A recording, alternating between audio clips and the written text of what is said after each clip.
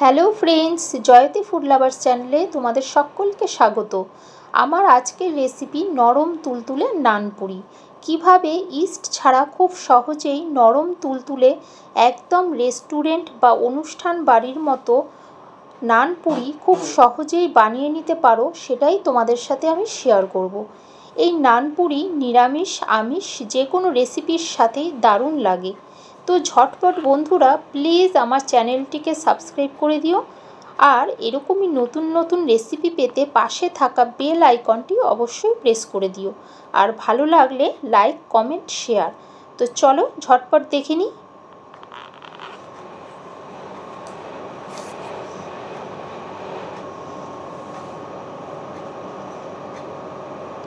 প্রথমেই আমি এখানে একটা পাত্র নিয়ে নিয়েছি। এবার আমি চায়ের কাপ মেপে এই 1 কাপ টক দই দিয়ে দিলাম। এবার এর মধ্যে দিয়ে দিলাম চা চামচের 1 চামচ বেকিং পাউডার। দিয়ে দিলাম এই একই চামচের 4 ভাগের 1 ভাগ বেকিং সোডা। এবার দিয়ে দিলাম 1 চামচ চিনি। চিনিটা অবশ্যই দিতে হবে। এবার সমস্ত উপকরণগুলো ভালোভাবে দইয়ের সাথে মিশিয়ে নেব।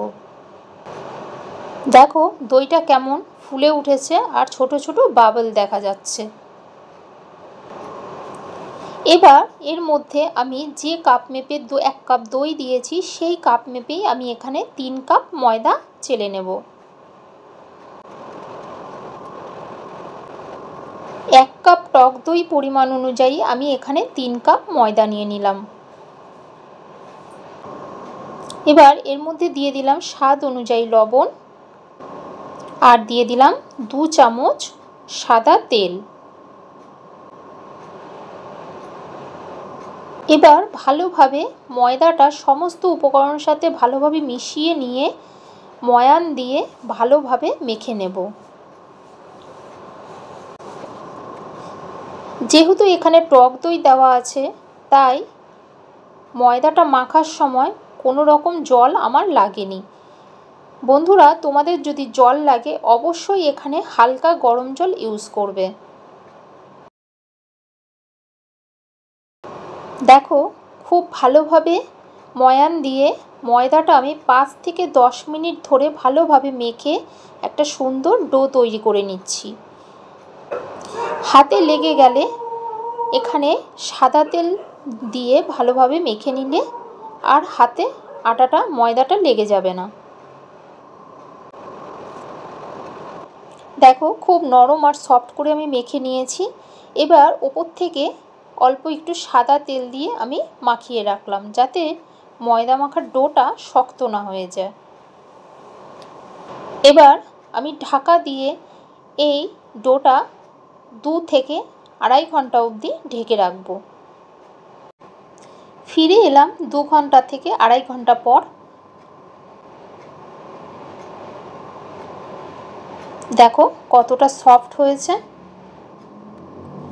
এবার আরও কিছুটা তেল নিয়ে আমি ভালোভাবে ময়দাটা আরও নরম করে মেখে নেব।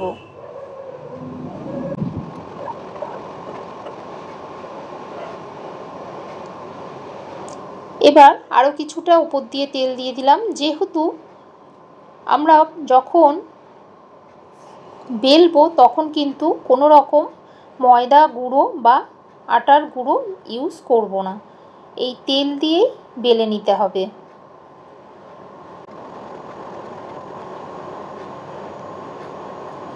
এবার হাতের সাহায্যে আমরা যেরকম রুটি তৈরি করার জন্য লেচি কেটে নিই সেরকমই মাপে আমি লেচি কেটে নেব। দেখো যেরকম রুটি তৈরি করার জন্য আমরা লেচি কাটি তার থেকে একটু বড় বড় করে লেচিগুলো তৈরি করে নেব।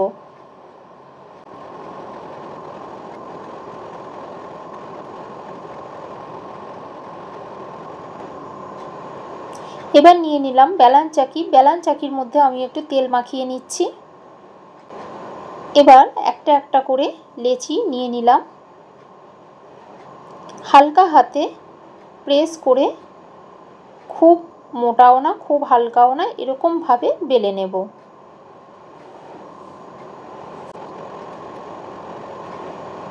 দেখো তোমাদের দেখিয়ে দিচ্ছি সাইডটা, ঠিক এরকমভাবে মোটা করে নানগুলো আমি তৈরি করে নেব।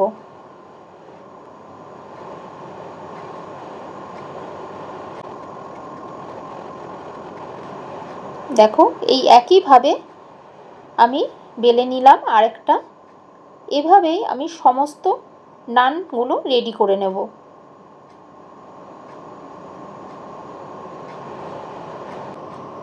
তেল ভালোভাবে গরম হয়ে গেলে দিয়ে দিলাম।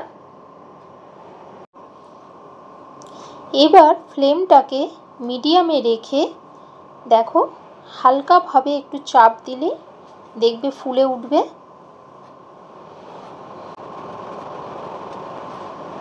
দেখো কি সুন্দর ফুলে উঠছে। এক পাশ হয়ে গেলেই এবার অপর পাশ উল্টে দিলাম।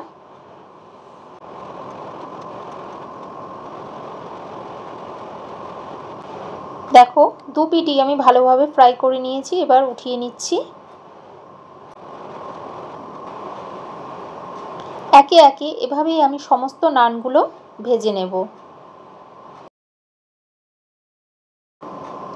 তো বন্ধুরা দেখতেই পাচ্ছ কত সুন্দর নান তৈরি হয়ে গেছে আর কতটা নরম তুলতুলে হয়েছে তা দেখেই বোঝা যাচ্ছে।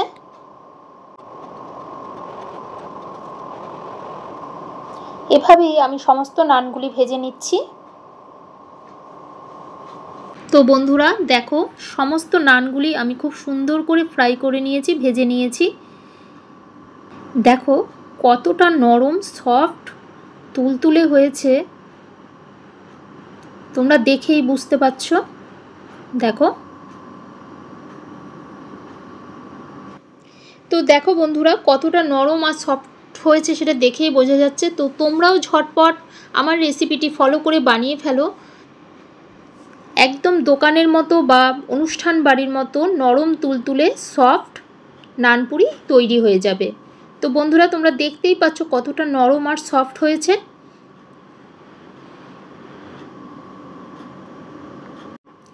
তো তোমরাও ঝটপট বাড়িতে তৈরি করে ফেলো আর এরকমই রেসিপি পেতে পাশে থাকা বেল আইকনটি অবশ্যই প্রেস করে দিও। তো আবারও চলে আসবো খুব তাড়াতাড়ি নতুন একটি রেসিপি নিয়ে।